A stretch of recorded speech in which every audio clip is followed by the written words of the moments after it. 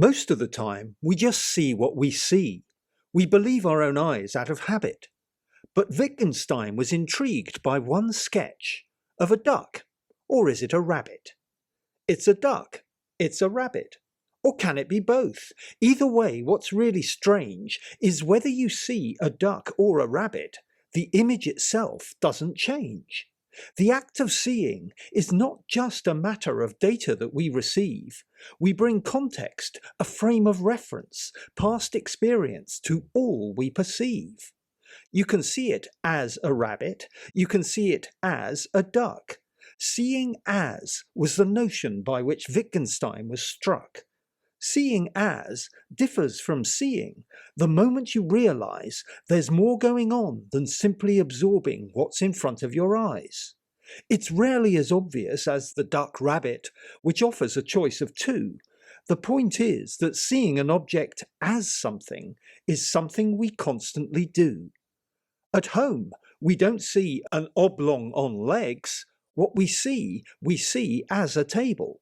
We don't see a long plastic winding thing. We see it as a cable.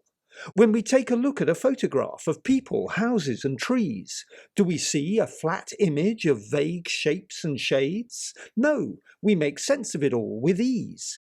The way we see things is framed by concepts and prior education. What we take to be natural perception is more an instant interpretation. Aspect perception is Wittgenstein's phrase for that flashbulb event in our mind.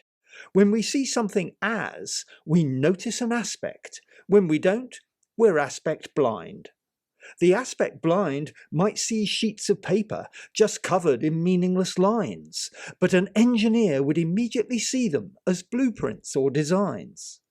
It's much the same when we hear people speak. We don't break the sound into bits. We somehow make sense of each sentence, hear meaning the moment it hits. Aspect perception could even be stretched to remind us that there's a link between what we see as instinctive reactions and how we already think. Is that plane in the sky a threat to the planet or a timely reminder to travel?